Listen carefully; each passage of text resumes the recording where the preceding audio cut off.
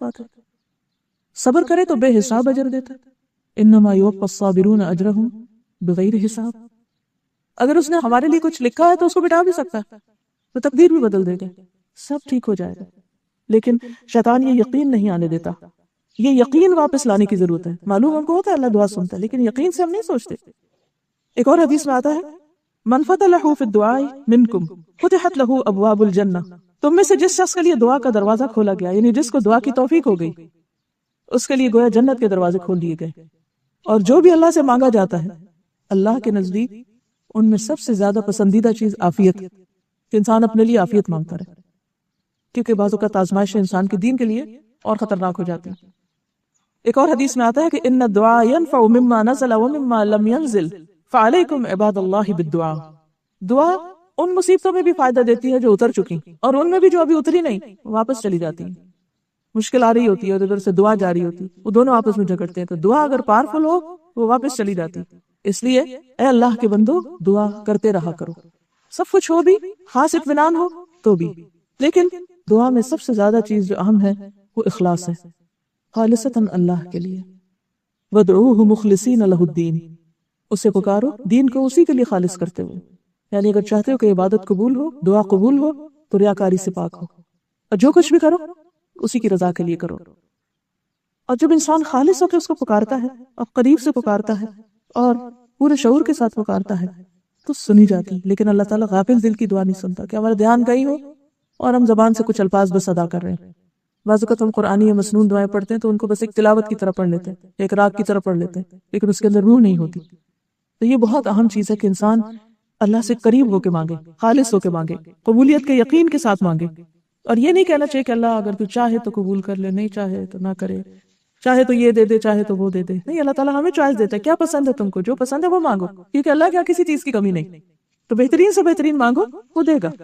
سنن ترمذی کی روایت ہے ادعوا اللہ وانتم موقنون بالاجابہ, اللہ سے مانگو اجابت یعنی قبولیت کا یقین رکھتے ہوئے. جیسے کسی کے بارے میں آتا ہے نا کہ جب وہ صلاۃ الاستسقاء کے لیے نکلے تو چھتری لے کے نکلے. تو نے کہا کہ چھتری کس لیے, کہا کہ اللہ سے دعا کرنے جا رہے ہیں, بارش ضرور ہوگی, تو امبریلا ساتھ ہے. آخر ہمیں یہ یقین کیوں نہیں آتا کہ وہ کر سکتا ہے, اس کے لیے کچھ بھی مشکل نہیں, اس کو تو کن کہنا ہے اور بادلوں کو حکم دینا ادھر چلے جاؤ اور وہ ہو جائے گا. پھر اسی طرح حدیث میں آتا ہے جب تم میں سے کوئی دعا کرے تو اسے چاہیے کہ پکے یقین کے ساتھ دعا کرے, اور اس طرح ہرگز نہ کہے کہ اللہ اگر تو چاہتا ہے تو مجھے عطا کر دے. بات دراصل یہ کہ اللہ کی ذات کو کوئی مجبور کرنے والا نہیں ہے. پھر اسی طرح خشوع و خضوع, دعا کے وقت رو کر مانگا جائے تو وہ اللہ کو اور بھی زیادہ پسند ہے. اگر رونا نہ آ رہا ہو تو رونے کی کوشش کی جائے, مسکین ہو کر, عاجز ہو کر, کیونکہ یہ ایک بندگی کی علامت ہے. حدیث میں آتا ہے کہ نبی صلی اللہ علیہ وسلم نے ابراہیم علیہ السلام کے متعلق اللہ تعالیٰ کے قول کہ انہوں نے کہا تھا کہ رب انہن اضللن کثیرا من الناس فمن تبعنی فانہ منی, اور عیسیٰ علیہ السلام کے قول ان تعذبہم فانہم عبادک وان تغفر لہم فانک انت العزیز الحکیم. جب یہ تلاوت کی تو اپنے دونوں ہاتھ اٹھا کر دعا فرمانے لگی, اے اللہ میری امت میری امت, اور یہ کہتے ہوئے رو دیے.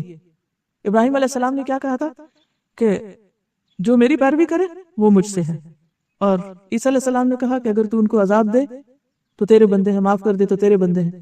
لیکن حضور صلی اللہ علیہ وسلم نے کیا دعا کی کہ یا رب میری امت میری امت. یہ نہیں کہا کہ جو میری پیروی کرے صرف اس کو بخش دے, بلکہ کیا کہا کہ تو سب کو بخش.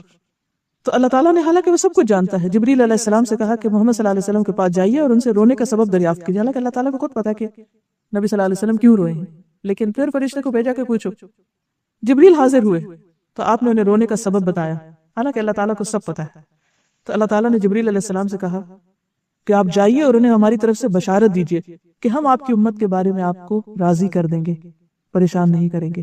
یعنی آپ جو اپنی امت کے بارے میں چاہتے ہیں آپ کو خوش کر دیں گے. لیکن کیا وجہ تھی کہ آپ ایک تڑپ کر مانگ رہے تھے اور دوسرا رو کر مانگ رہے تھے. یعنی دل کی تڑپ اور آنکھوں کے آنسو یہ دعا کی قبولیت میں اضافے کا ذریعہ بنتے ہیں. پھر دعا میں تکرار اور اصرار کہ اللہ تعالیٰ تو کر دے, اور بار بار.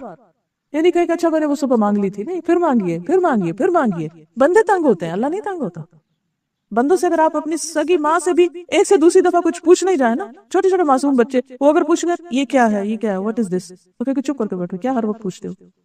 اور اگر ایک سے دوسری چیز مانگے گا ایک دفعہ پیار سے کریں گے, گلے لگا کے دیں گے, پھر کہیں گے تم تو روز ہی مانگتے ہو. ماں جیسی ہستی بھی بچے کے بار بار مانگنے سے تنگ آ جاتا ہے، لیکن اللہ تعالیٰ تنگ نہیں آتا، وہ اور زیادہ محبت کرتے ہیں کہ اور مانگو اور مانگو، اس لیے اصرار کرنا چاہیے. پھر اسی طرح ہاتھ اٹھا کے بھی مانگنا چاہیے. بندوں کے آگے ہاتھ پھیلانا ناپسندیدہ ہے، لیکن اللہ کے آگے ہاتھ پھیلانا پسندیدہ ہے. حدیث میں آتا ہے کہ تمہارا رب بڑا حیا کرنے والا اور سخی ہے، جب بندہ اس کے حضور ہاتھ اٹھاتا ہے تو خالی لوٹاتے ہوئے اسے شرم آتی.